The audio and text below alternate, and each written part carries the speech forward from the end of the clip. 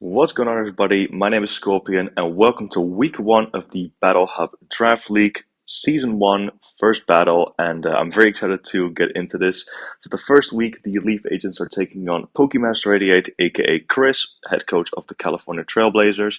And in this video, I'm going to be sharing a little overview of my team building process for week one, and it will also include the battle of the first week, the replay. So for those who want to skip this process, feel free to go ahead. There should be a timestamp in the description. But this is just a little overview for those who want to hear my team building process for week one. So without further ado, let's get started. As you can see, there's my drafted team on the left, my opponent's draft team on the right. If you want to have a little bit more insight on why I drafted my Pokemon, you can check out my video on that. It should be on my channel. But my opponent's team is looking quite scary. Chris has got the Golden Go, the Hisuian Samurott, Sneasler, Thundurus Therian, Sylveon, Cresselia, Hisuian Avalugg, Delphox, Gallade, and Arboliva. Hisuian Samurott, Hisuian Avalugg, and Delphox, of which are the Terra captains. They are allowed to terrestrialize this battle. So yeah, this is my thought process on how I was planning to tackle this team.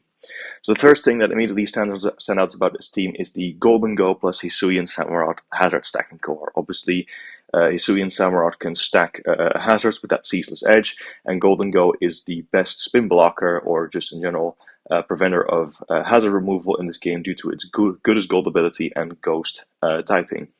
He's also got a quite powerful offensive core, obviously with the Sneasler with that unburdened ability, Thundurus Therian with that great speed tier and the very high special attack stat, and a couple of other powerful threats as well. So this is how I planned my team.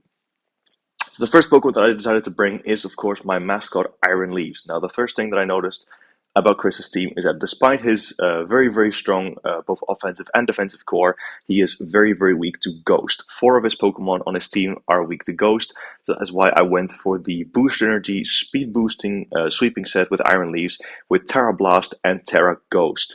This is going to be a very powerful endgame sweeper against his team, and will overall be able to run over the team with the slightest bit of chip on the few checks.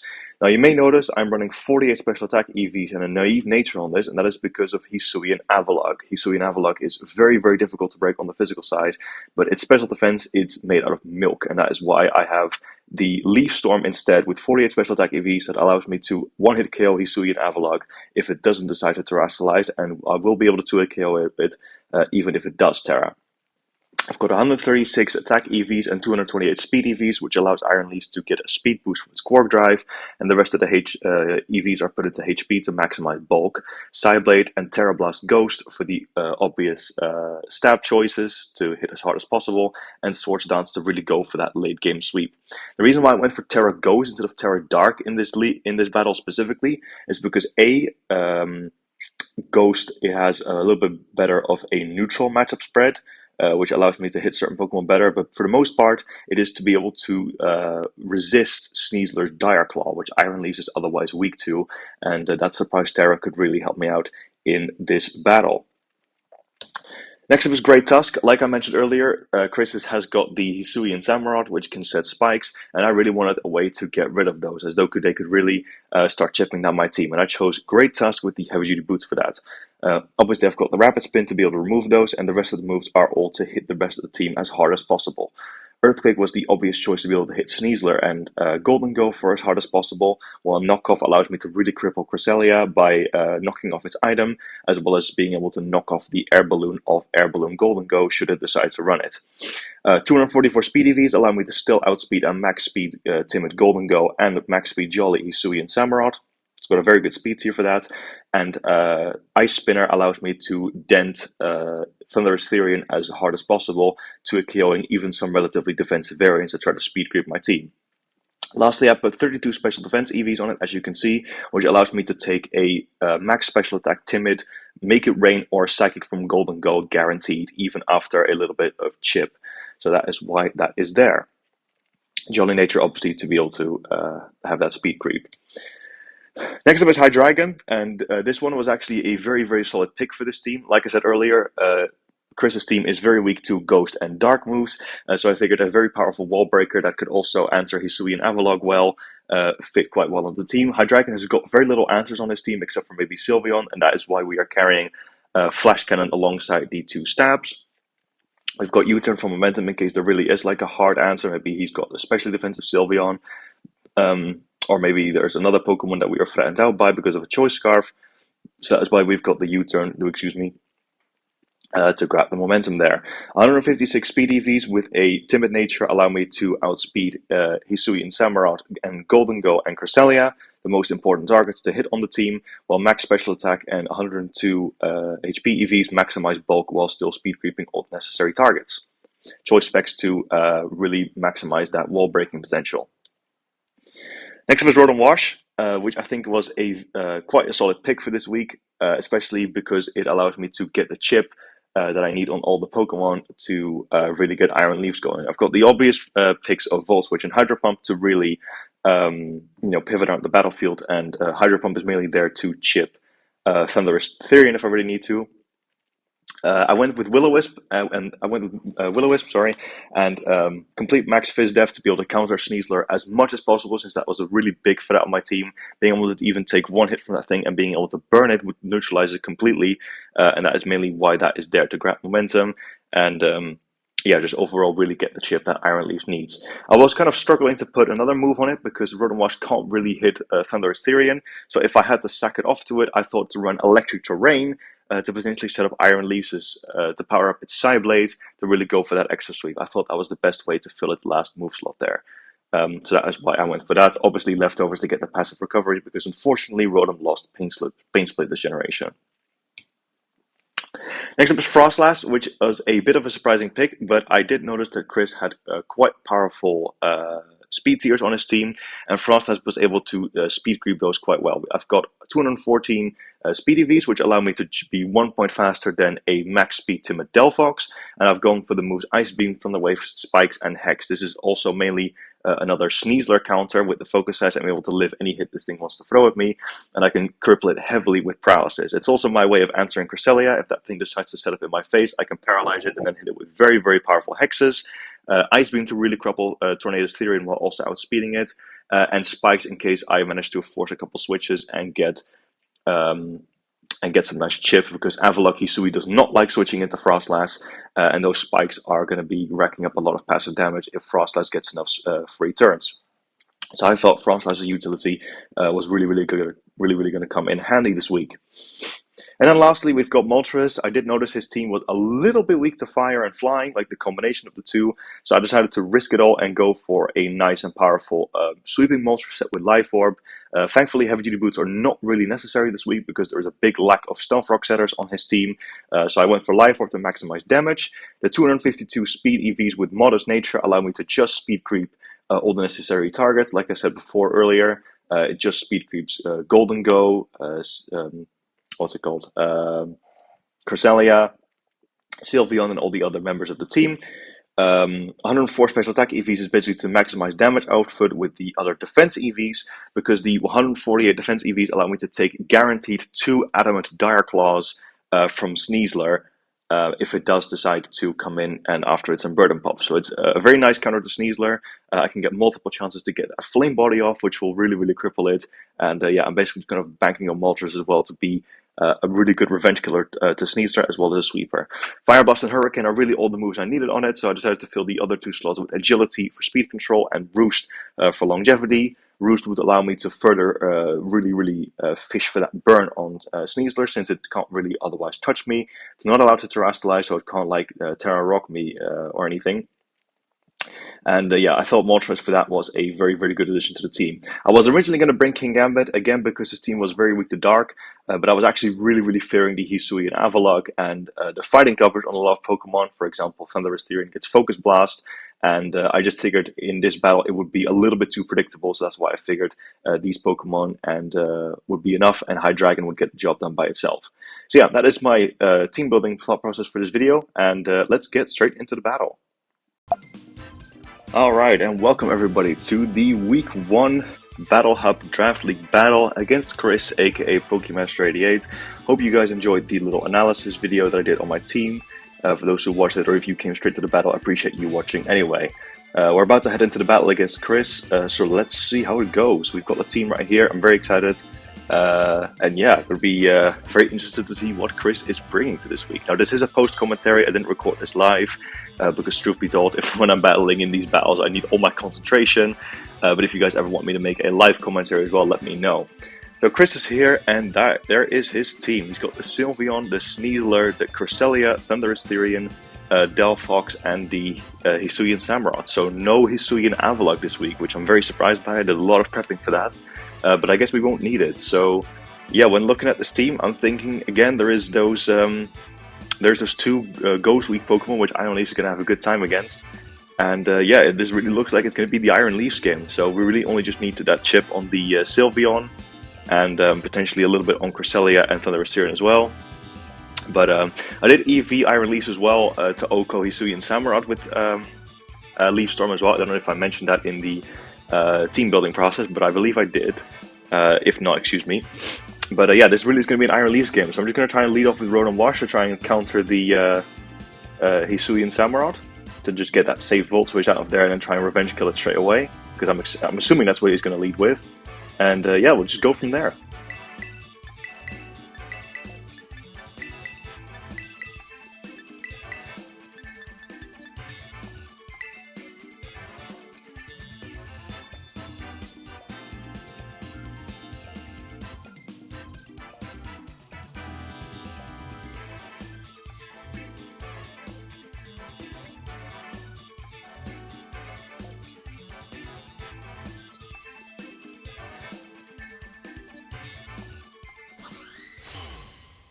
Alright, good luck, Chris. Week 1 of the Battle Hub Draft League. California Trailblazers versus the Leaf Agents. Here we go. So decides to lead off with Delphox, which is an interesting one. Not the lead that I was expecting, that's for sure. I'm a little bit hesitant to go for the Volt Switch in this matchup because of the Thundurus Therian. As you can see, Thundurus Therian right there, which has the Volt Absorb ability guaranteed, so that can come in to absorb an expected Volt Switch. I'm actually just going to hard switch into Hydreigon, I think, just to get that really powerful chips right off the bat. Because I think that's the best play. That was like my thought process at the time. I'm pretending this is a live commentary, but it's really not. I'm doing this after the battle's already happened. Yeah, that was kind of like my thought process at the moment. So I'm just going to go hard Hydreigon. He does hard switch out, and in comes the Cresselia, which is not what I was expecting. I guess I was trying to grab a free setup turn, but we get the perfect switch here anyway into Hydreigon. So from here we can get some very powerful chip on something, because obviously, I mean, I doubt this thing is going to be staying in. But yeah, here we can try and go for a U-turn to try and get some momentum, or just go straight for a Dark Pulse. I'm a little bit afraid of the Sylveon being especially defensive still. So I'm thinking probably go for a U-turn here, honestly, because I'm not expecting him to stay in here, so I'm thinking just to go for that safe U-turn. As he actually stays in, which is very surprising. Very bold play by Chris, but I mean, definitely a calculated play. I mean, I know Chris is a very good battler, so I'm not surprised he made that play intentionally. I was fearing the Fairy move a little bit here, so or like a setup move, so I was kind of tempted to what to bring in, because by all accounts, even though my team hits kind of hard, I'm not especially great at dealing big chunks of damage to Cresselia outside of Hydreigon, so I need to carefully consider my options here. I think my best option here though was definitely to go for the Froslash switch, because I really thought it wouldn't attack me straight away, and I could try and paralyze it and go for those powerful hexes. It actually goes for the Thunder Wave, so that is a little bit crippling, because Froslash is mostly my speed control, and that is now crippled with paralysis. So because I have the Thunder Wave myself, I'm going to try to paralyze it back, so I can also try and fire off those really powerful hexes in the future. So that is what I was thinking at this point in time. Luckily my Focus Hash is still intact though, so that's helpful. Actually no, I clicked Spikes here because I thought he would switch out. Obviously because he's lacking hazard control, excuse me. So I try to go for the Spikes here, and if I do remember correctly, I do unfortunately get paralyzed, so that's a little bit unfortunate. So the Cresselia gets a completely free Calm Mind up, which is scary, because like I said, I don't really have a proper way to muscle through this as effectively as possible. So he goes for the Side Shock. That's never going to take me out even with max special attack, because I have the Focus Sash. I take it rather well, and I also disable the Side Shock, which is quite nice. Now I don't know what other move this thing is carrying, but I was thinking to just paralyze it at this point in time, just to at least get those powerful hexes going.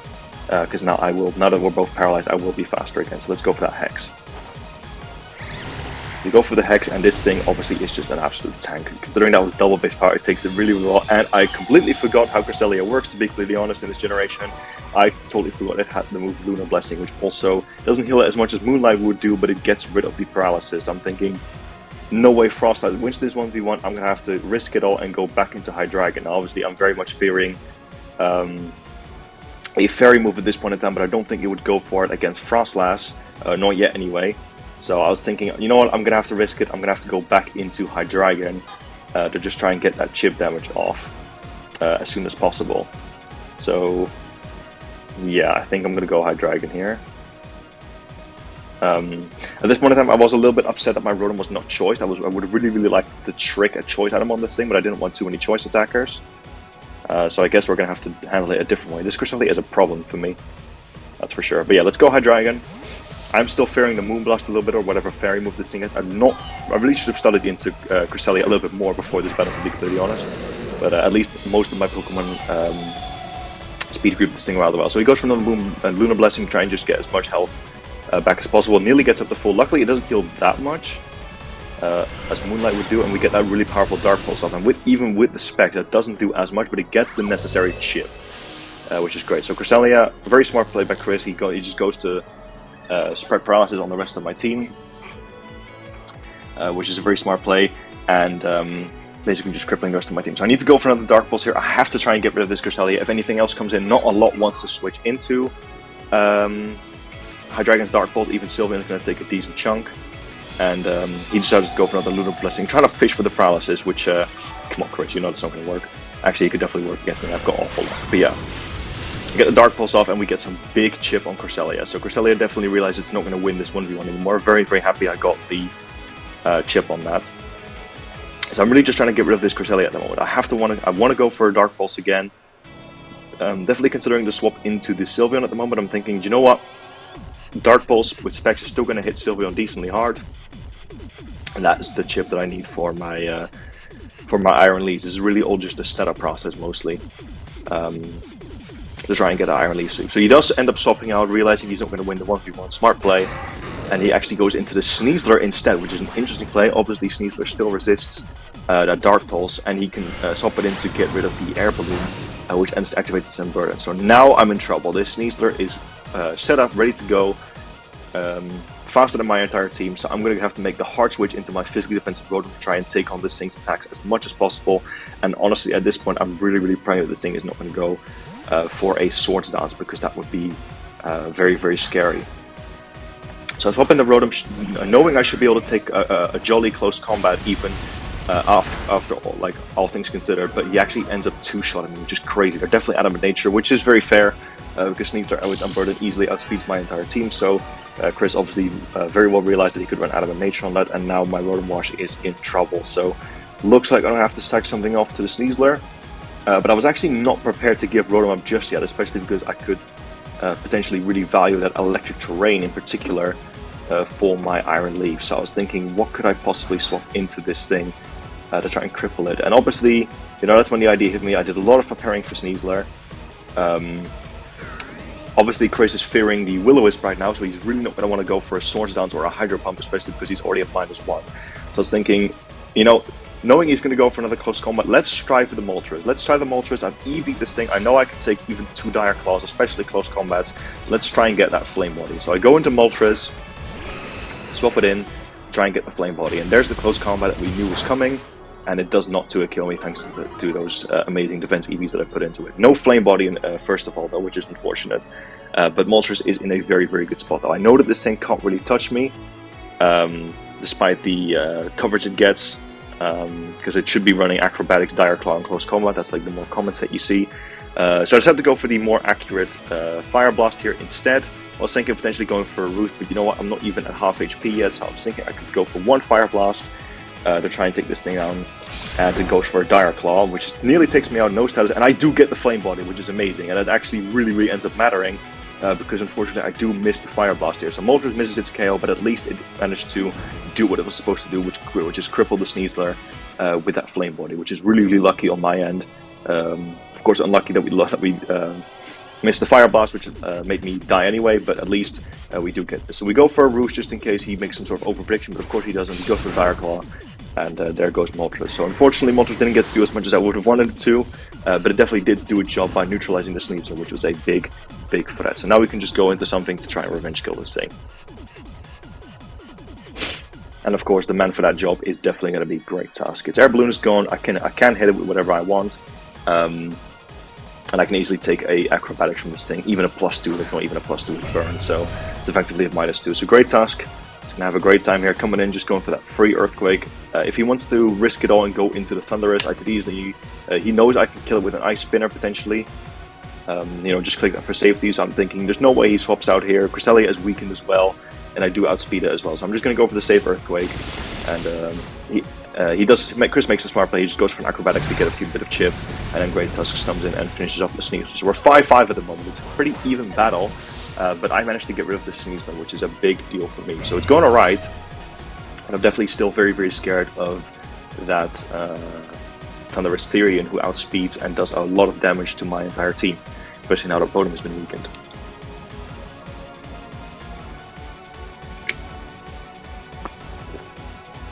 If you hear any creaking in the background, by the way, I do apologize. That's my my chair.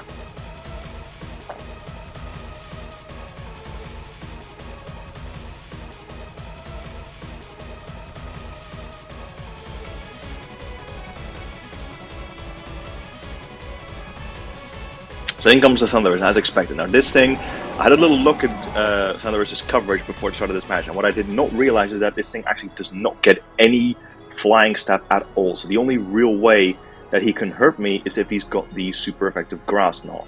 But I did realize that I had to go and scout for that. I had to see if it was actually carrying it or if it would go for a U-turn. I needed to see what kind of set this Thunderous was carrying. So I'm thinking, Frostlass is paralyzed, let's try to sack it off, let's try and see what it can do, and swap it in here.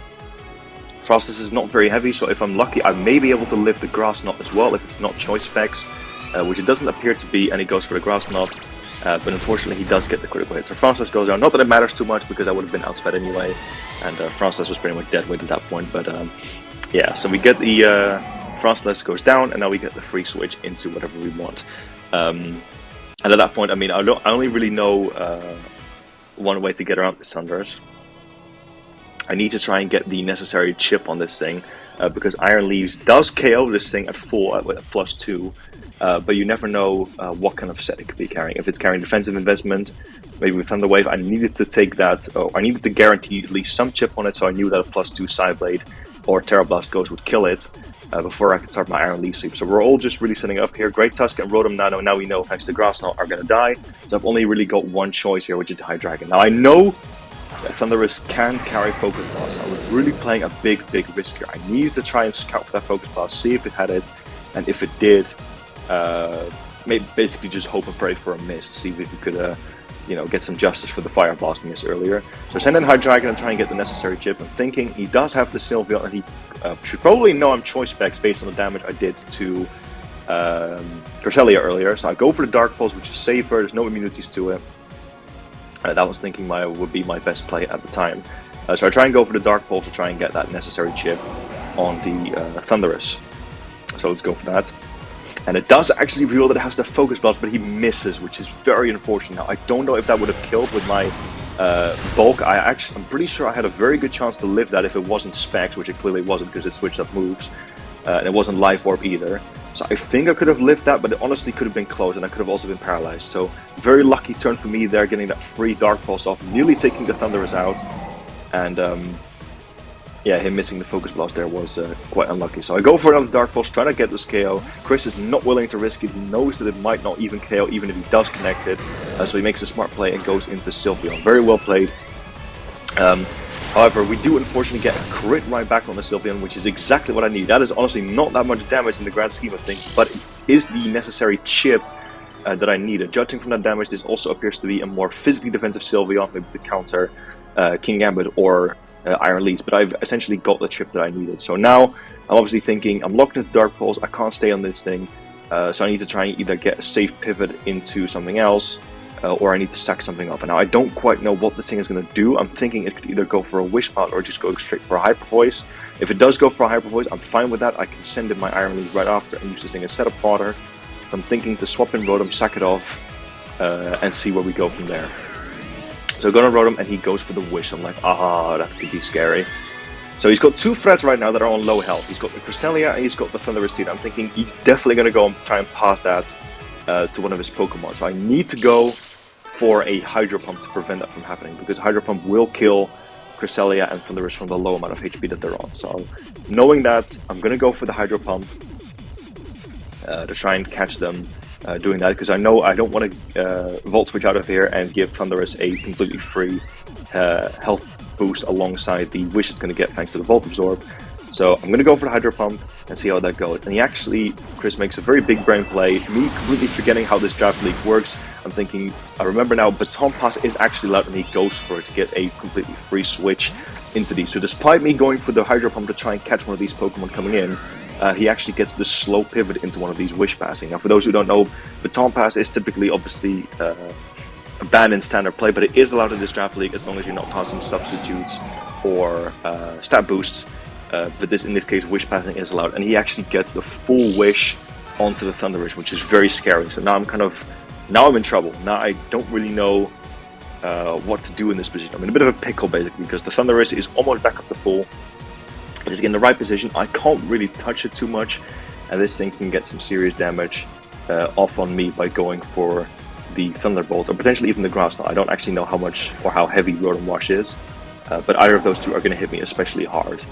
Especially if it's maybe carrying the little item that gives it a boost in electric moves, the Magnet I believe it's called. So what I'm thinking here is Iron Leaves is only really going to be my win condition for this game. I need it to sweep, so at this point I'm thinking let's go for that last resort Electric Terrain. I know it's going to power up his electric moves, but we've also we resist that with Iron Leaves. So I'm thinking let's set up the terrain. The Thundurus goes for Thunderbolt and actually gets a critical hit, which I believe did actually matter. For the KO there, because I was max HP, although I could have been wrong. I'm thinking at this point I'm in a bit of a pickle. We know it's got Focus Blast and it can potentially KO. Great Tusk cannot take this thing on due to its Grass Knot. We know it's not choice locked either. So at this point I'm in a very big pickle. Chris is up 5-3, I'm pretty sure. So I'm thinking at this point we have to try and go for it. This is the time. We have to go Iron Leaves, and it is time to showcase the power of the Leaf Agent's mascot.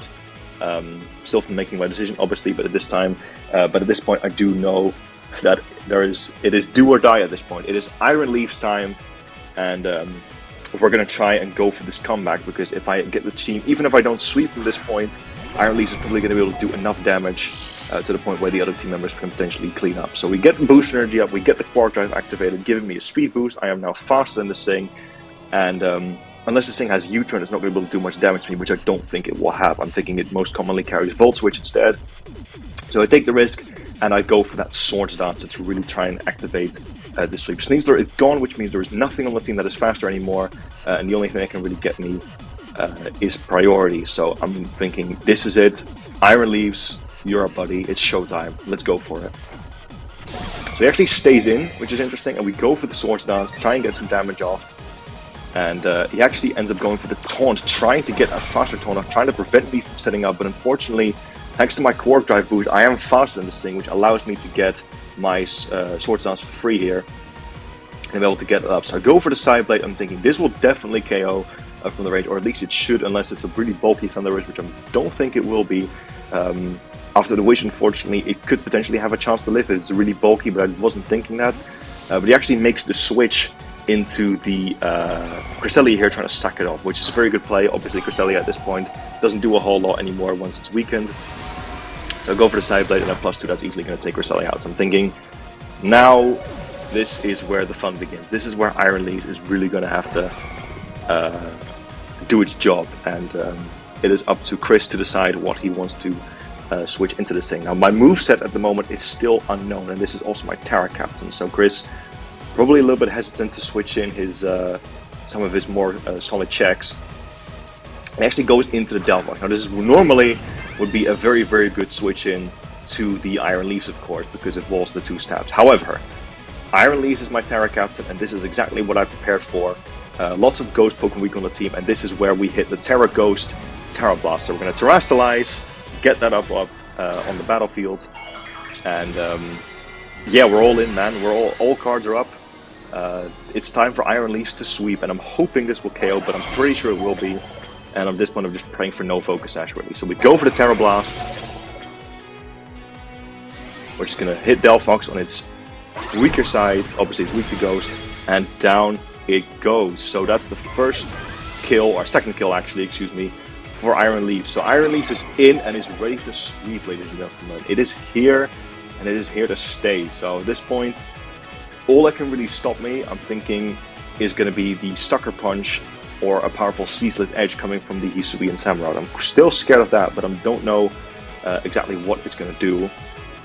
And Chris also has yet to use his Terra, so I'm also thinking that could potentially be a problem as well. But I have got the moves to at least dent the rest of the team super effectively. So we're in a very, very good spot, and Iron Leaf came in exactly when it needed to.